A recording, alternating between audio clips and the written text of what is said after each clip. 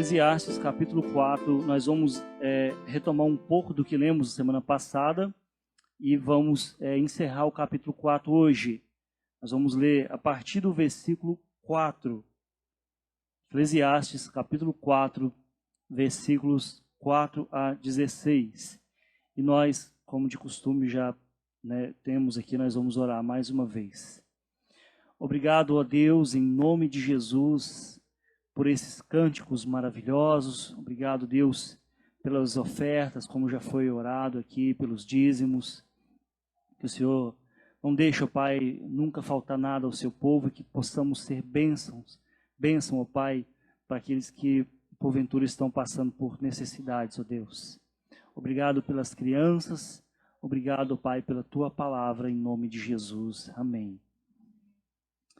Eclesiastes capítulo 4, a partir do versículo 4, diz assim: Então vi todo o trabalho e toda destreza em obras provém da inveja do homem contra o seu próximo. Também isto é vaidade e correr atrás do vento. O tolo cruza os braços e come a própria carne, dizendo: melhor é um punhado de descanso do que ambas as mãos cheias de trabalho e correr atrás do vento. Então considerei outra vaidade debaixo do sol, isto é, um homem sem ninguém, não tem filho nem irmã, contudo não cessa de trabalhar, e seus olhos não se fartam de riquezas, e não diz: para quem trabalho eu, se nego a minha alma os bens dessa vida? Também isto é vaidade e enfadonho trabalho. Melhor é serem dois do que um, porque tem melhor paga do seu trabalho. Porque se caírem, um levanta o companheiro. Ai, porém, do que estiver só, pois caindo não haverá quem o levante. Também, se dois dormirem juntos, eles se aquintarão, mas um só como se aquintará? Se alguém quiser prevalecer contra um, os dois lhe resistirão. O cordão de 3 dobras não se rebenta com facilidade. Melhor é o jovem pobre e sábio do que o rei velho e insensato, porque já não se deixa admoestar. Ainda que aquele saia do cárcere, ou seja, o jovem, ainda que aquele saia do cárcere para reinar, ou nasça pobre no reino deste. Vi todos os viventes que andam debaixo do sol com o jovem sucessor que ficará em lugar do rei. Era sem conta todo o povo que ele dominava, tampouco os que virão depois se hão de regozijar nele. Na verdade, que também isto é vaidade, correr atrás do vento. Amém. Glória a Deus por essa palavra.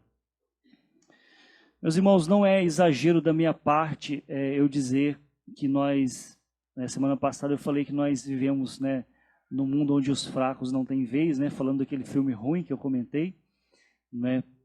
Não sei se vocês foram lá conferir, mas hoje eu quero destacar outras questões aqui, e não é exagero da minha parte dizer que nós vivemos em um mundo de catástrofe. Para não ir muito longe, eu cito, por exemplo, o rompimento de uma barragem na cidade de Brumadinho, em Minas Gerais, no ano de 2019, que foi considerado o maior acidente de trabalho no Brasil em perda de vidas humanas, e o segundo maior desse século, do mundo, em termos de desastres industrial. Esse desastre industrial, humanitário e ambiental causou a morte de cerca de 270 pessoas, dados deste ano. Se você pesquisar na internet sobre desastres industriais, naturais, você vai ver que a lista é enorme. São, por exemplo, furacões como o Katrina, nos Estados Unidos, vocês se lembram, que devastou lá uma cidade inteira, a tsunami na Indonésia, inclusive fizeram também um filme sobre isso, muito, muito bom. Acidentes em usinas nucleares como Chernobyl, no final dos anos 80, que ainda hoje existem lá as ruínas da cidade. Enfim, por causa disso tudo, a natureza geme e chora com a ação do homem que era para administrar, mas ao invés disso tem destruído. E olha que eu nem mencionei a nossa realidade local, das enchentes. Não é? Isso nos leva a crer que, de fato, nós vivemos num mundo de catástrofe. No entanto, existe um desastre maior do que todos esses que eu mencionei e maior do que todo desastre que futuramente poderá acontecer, porque nós sabemos, né, que debaixo do sol essas coisas acontecem. Né? E eu me refiro à rebelião do homem contra o Criador no jardim do Éden. A rebelião do homem lá no jardim contra o Criador afetou todas as áreas da vida, a natureza, os relacionamentos, né, consigo mesmo, com o próximo e, acima de tudo, com Deus. Né, decorrência da rebelião, de um desastre maior que aconteceu. Né, inclusive, este é a raiz de todos os outros problemas. Por causa desse desastre, né, o sol, que era para aquecer, ele queima em alguns lugares. A chuva que era para regar a terra, ela inunda. Os ventos que eram para trazer uma brisa suave, eles, né, derrubam as coisas. Nós vimos isso, né, essa semana no litoral. Então, em vista de todos esses problemas que existem no mundo, Salomão chegou a pensar, conforme nós vimos no início do capítulo 4, que era melhor morrer. Ou talvez, dizendo nas palavras dele, melhor nem ter nascido. Né, os versículos 2 e 3 do capítulo 4, ele fala isso, diante dessas tragédias. Enfim, nós também, né, somos tentados a fazer essas comparações, e é justamente isso que ele está fazendo no restante do capítulo 4. Ele está fazendo algumas comparações do que é melhor. Salomão faz, então, várias comparações que se baseavam na sua observação daquilo que estava acontecendo ao seu redor. Ele observava e via, olha, isso é melhor do que isso, né? Isso é melhor do que aquilo. E ao observar, então, ele vai nos oferecer alguma sabedoria prática para a vida diária nesse mundo passageiro cheio de catástrofes. Não é? Por isso é preciso, né, dizia o poeta, né, é preciso saber viver. É preciso saber viver nesse mundo passageiro, né, e como dizia outro poeta, nessa longa estrada da vida. E um dos aspectos centrais do livro de Eclesiastes é justamente isso, nos ensinar a viver melhor nesse mundo passageiro, confrontar as nossas vidas com verdades às vezes amargas, mas apontando para quem pode nos ajudar, alguém que está não debaixo do sol, mas acima do sol, além do sol, é o Pai Nosso que está no céu. Ele aponta constantemente para isso. Podemos então resumir as comparações de Salomão da seguinte forma: os versículos 4 a 6, né, é melhor viver com contentamento. Isso porque aquilo que nos motiva a trabalhar nem sempre é a melhor motivação. E, consequentemente, você poderá ter problemas na vida profissional quando você trabalha com a motivação errada. Os versículos 7 a 12, a segunda comparação dele, é melhor viver em união, porque o cordão de 3 dobras não se rebenta com facilidade. Ou seja, não adianta se escravizar para obter, né, as coisas, se no fim das contas você não aproveita e nem vai deixar para ninguém aproveitar. E às vezes você deixa de aproveitar porque você não quer dividir o seu tempo, os seus problemas, né, a sua vida com outras pessoas. Então é melhor, né, viver em união. E por último, os versículos 13 a 16, é melhor viver aprendendo, porque afinal de contas, nós nunca sabemos tudo o que precisamos saber.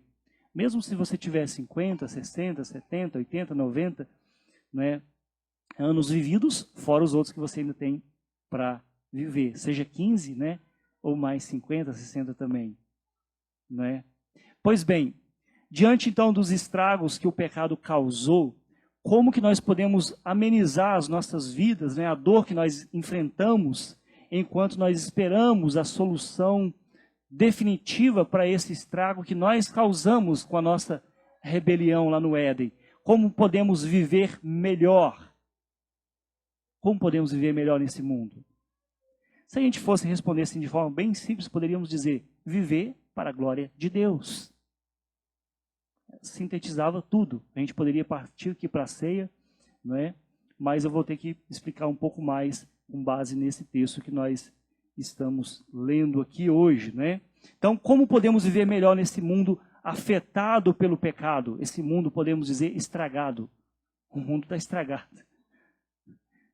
O mundo está estragado. Como nós podemos viver nesse mundo com tantos estragos, né? Em primeiro lugar, viver com contentamento. Os versículos 4 a 6 aí que nós vimos, né? Inclusive, abordamos um pouco desse texto semana passada. Nós vimos um pouco sobre esse texto, né? Onde a observação de Salomão levou ele à seguinte conclusão: as pessoas trabalham movidas pela inveja ao próximo. Movidas pela inveja do próximo. E trabalham bem. Né? Ele fala assim, olha, então vi que todo trabalho e toda destreza é o cara que trabalha bem. Sabe o nota 10 da empresa, que tem o nome dele lá com destaque, lá com a foto dele? É o cara que trabalha bem. Mas ele vai falar que essas pessoas, né, o problema aqui é justamente elas são movidas por inveja. Ou seja, a sua primeira comparação sobre como podemos viver melhor trata, né, a respeito do contentamento e começou a partir da sua observação no mundo do trabalho.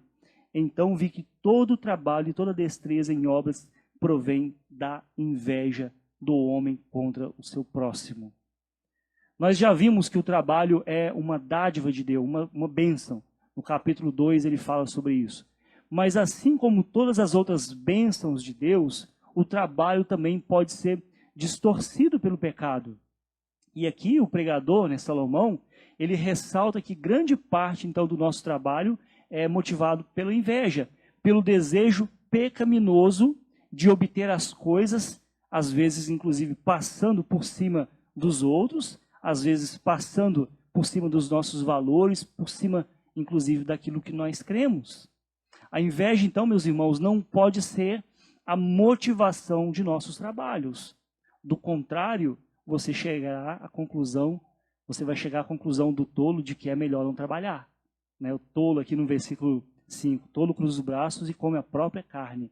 Ou então você vai chegar à conclusão do seu Madruga, que o trabalho não é ruim, o ruim é ter que trabalhar. Não é?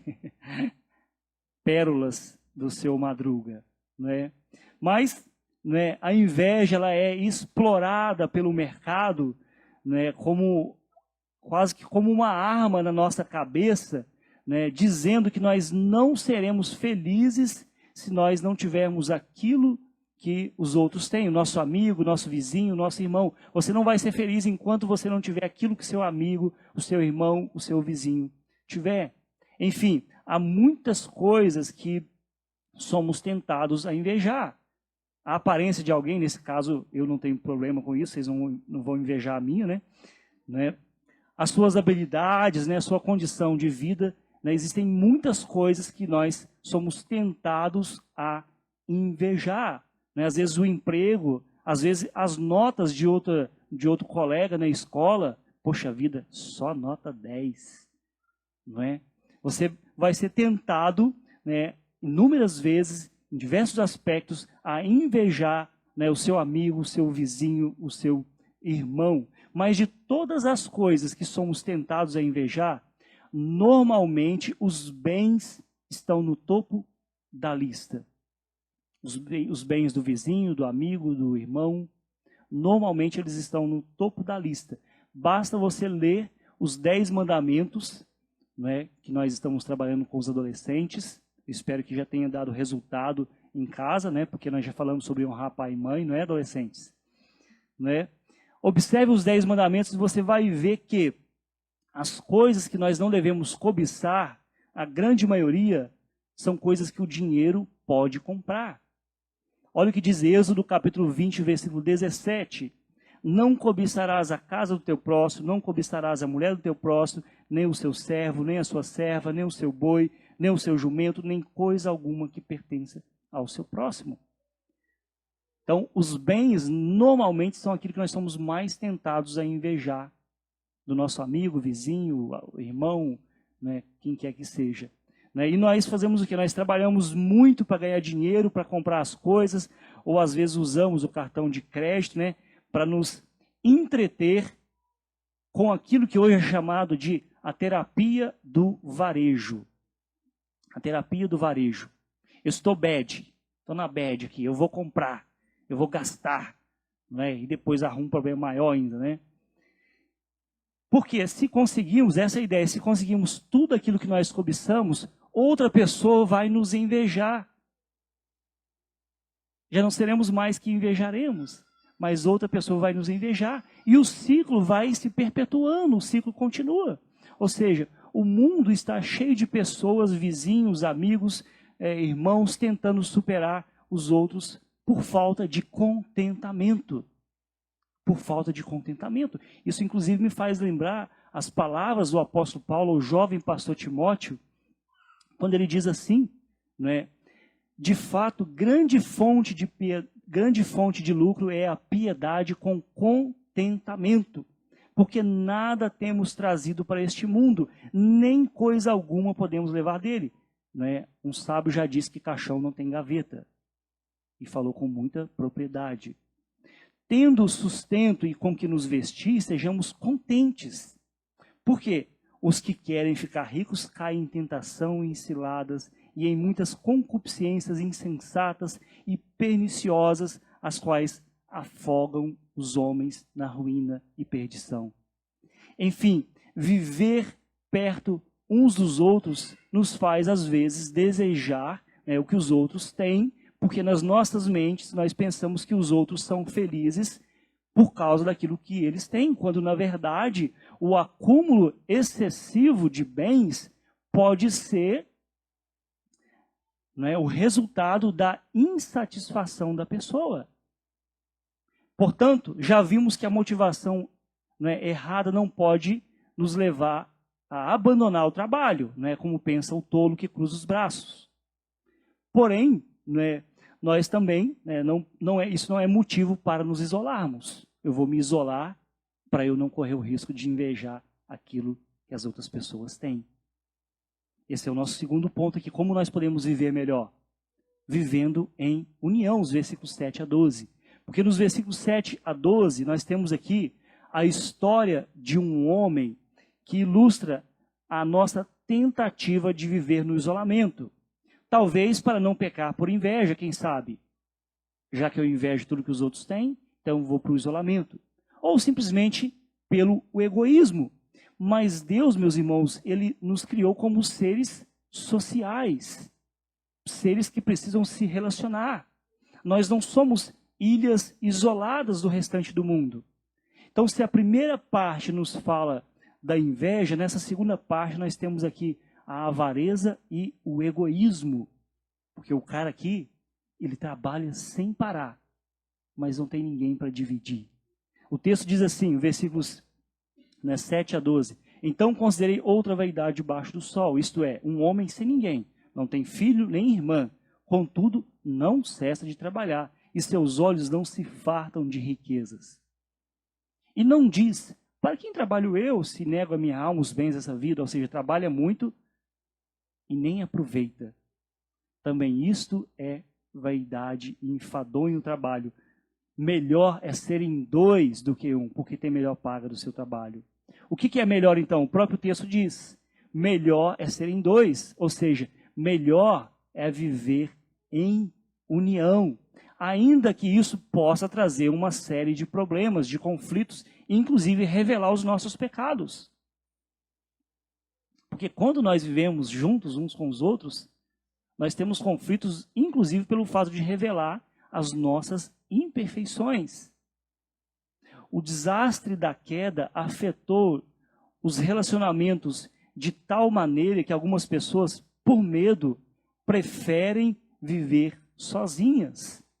Não querem, né, dividir o que têm, nem que seja o seu tempo.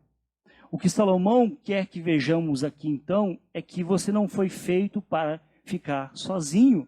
Você não vai prosperar quando você estiver sozinho.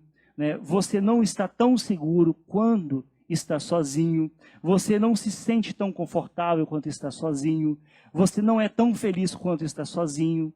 Mas a sua natureza pecaminosa, a nossa natureza pecaminosa, egoísta e caída, ela compete, ela nos impele para competir, né, para que sejamos os melhores do que os outros, e, consequentemente, isso vai afastar os outros, de modo que, sem a graça de Deus, nós vamos acabar sozinhos. Vamos acabar sozinhos. E o mundo, meus irmãos, é um lugar muito perigoso para se viver só. E a justificativa para viver em união é justamente isso. Olha os versículos 10 a 12. Porque se caírem, um levanta o companheiro. Um levanta o companheiro. Ai, porém, do que estiver só, pois caindo não haverá quem o levante. Também se dois dormirem juntos, eles se aquentarão. Mas um só como se aquentará? Se alguém quiser prevalecer contra um, os dois lhe resistirão. Por quê? O cordão de 3 dobras não se rebenta com facilidade. E o contexto que está sendo narrado são lugares onde havia pouca segurança. Um exemplo disso é a parábola do bom samaritano, onde diz a Bíblia que um homem descia de Jerusalém para Jericó e ele foi atacado ali por salteadores. Se alguém quiser prevalecer contra um, os dois lhe resistirão, porque o cordão de 3 dobras não se rebenta com facilidade. Mas o homem que descia de Jerusalém para Jericó, da parábola, ele estava só. Não é? Além do perigo, existe também o frio. Também, se 2 dormirem juntos, eles se aquentarão. Mas um só, como se aquentará? Lembrando que isso se aplica somente aos casados, hein? Tá bom? Principalmente aqui em Rio do Sul, né? Como se aquentará se não tiver 2? Meus irmãos, a pandemia, ela revelou algo que, na verdade, nós já sabíamos, mas não compreendíamos a intensidade do problema. A pandemia revelou o fato de que nós não fomos feitos para viver no isolamento. Nós não fomos feitos para viver no isolamento. Hoje, muitos estudos estão sendo realizados mostrando o impacto psicológico causado pelo isolamento social da pandemia. Claro que nós sabemos que é uma coisa muito difícil, porque se você estivesse perto, você pegava Covid. Se você está longe, você está sujeito a entrar numa depressão. Mas isso, a pandemia nos mostrou isso, que nós não fomos feitos para ficar só. E esses estudos estão mostrando justamente isso, o impacto emocional na vida das pessoas por causa do isolamento. Essa semana, por exemplo, nós estamos tristes com o nosso irmão, né, o Nenão, que por causa de um tratamento não pode estar conosco aqui. Pergunta a ele se ele está feliz. Pergunta a ele se ele não queria estar aqui com a gente. Ele queria estar aqui com a gente. Não é? Por quê? Porque é melhor serem 2 do que 1. Olha que interessante o texto de Paulo, a carta de Paulo aos Colossenses, capítulo 3, versículo 13, ele diz assim: suportai-vos uns aos outros, perdoai-vos mutuamente, caso alguém tenha motivo de queixa contra outrem. Assim como o Senhor vos perdoou, assim também perdoai vós. Como podemos suportar ou perdoar se não vivemos com outras pessoas? Não tem como, porque é melhor serem 2 do que 1. Nós suportamos, perdoamos, quando nós vivemos em união, quando vivemos em comunhão. Salomão viu aqui nesse texto que não valia a pena o sacrifício desse homem. Ele vai dizer, também isso é vaidade e enfadonho o trabalho, porque os seus bens jamais vão conseguir satisfazer a sua alma. E sem alguém para compartilhar aquilo que você obtém, você vai cair numa infelicidade total. Você tem muito, mas não tem com quem compartilhar. É justamente isso que o texto está dizendo. O pregador viu que, e isso serve como advertência para nós, contra o isolamento social, que muitas das vezes isso é fruto do egoísmo, da cobiça e às vezes também do vício, do trabalho, que muitas pessoas também estão sujeitas a ele. E a fim de encontrar, então, prazer no trabalho, nós precisamos fazer a pergunta do versículo 8 e encontrar a resposta correta. Para quem que nós trabalhamos? Não é para nós mesmos, meus irmãos, o cristão deve responder, mas é para a glória de Deus e para o bem de outras pessoas, incluindo aquelas da família da fé.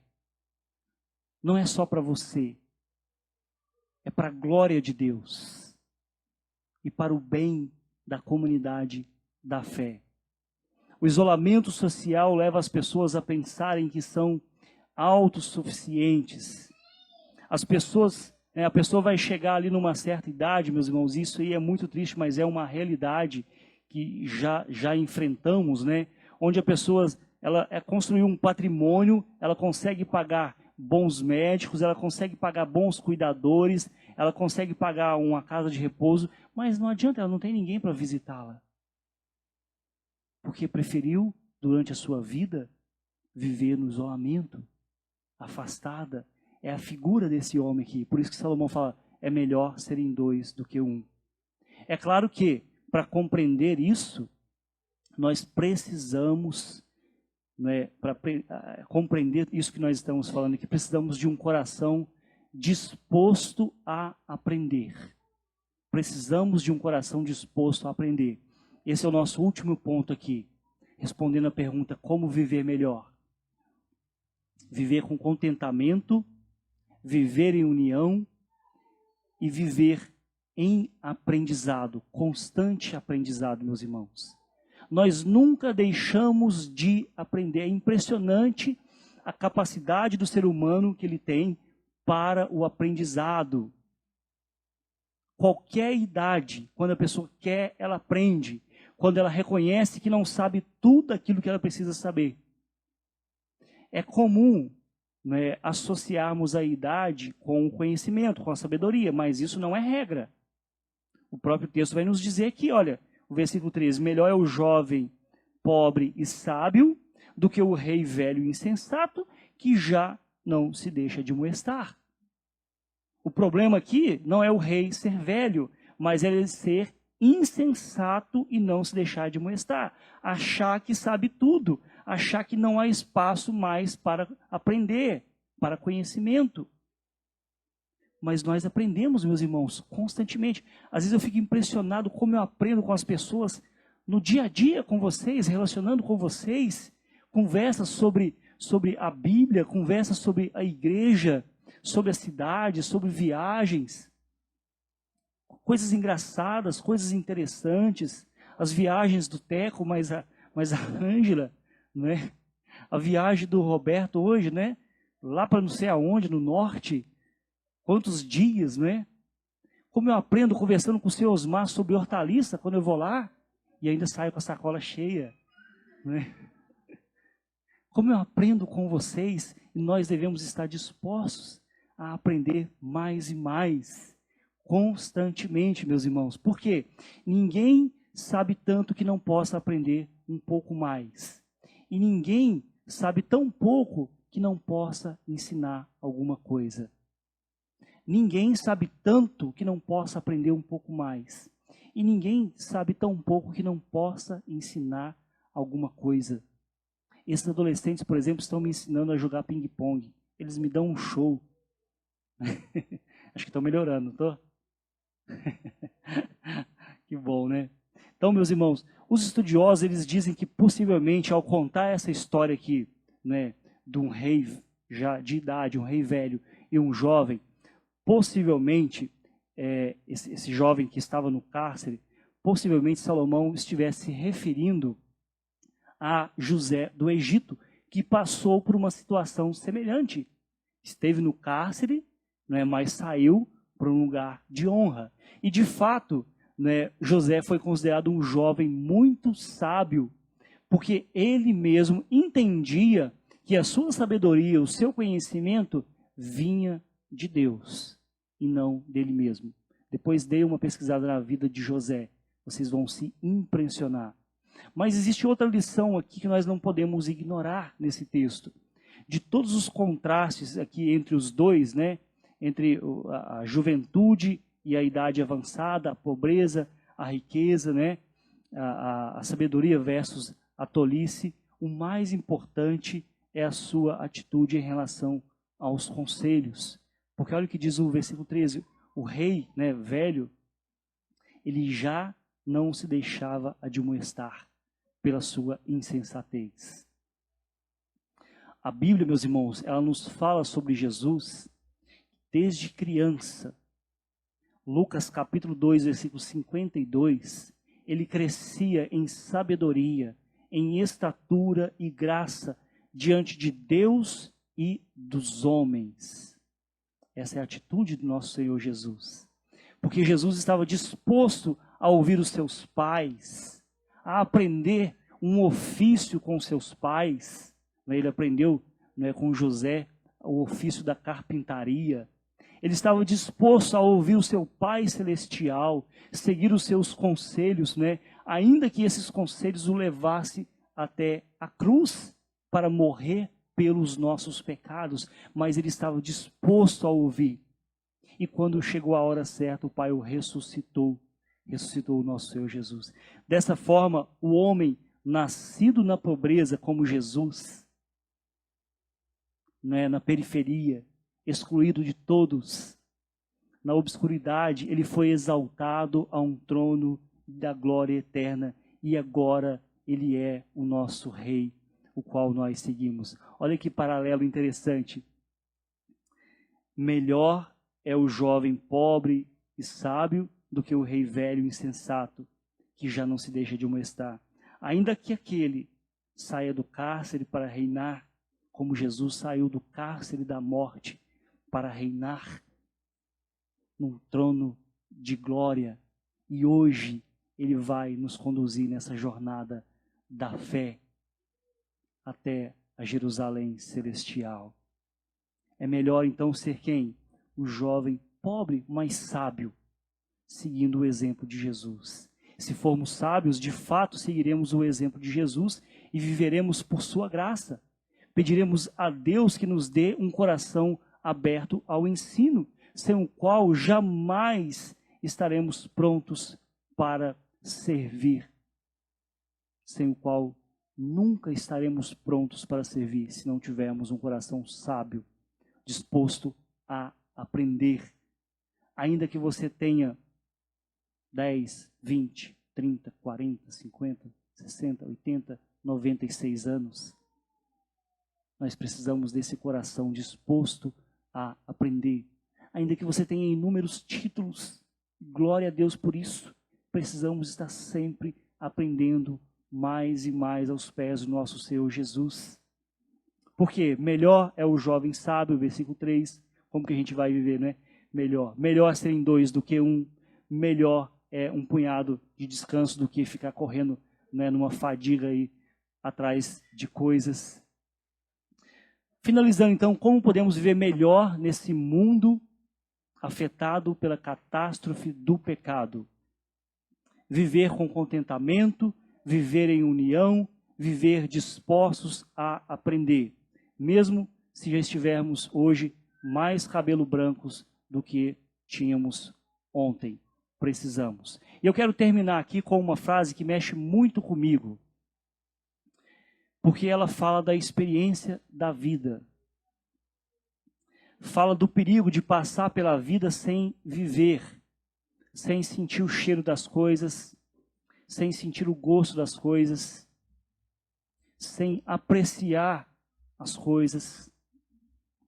É um autor espanhol, ele fala assim: a experiência, preste bem atenção, a experiência é o que nos passa, o que nos acontece, o que nos toca. Não o que se passa, não o que acontece, não o que toca.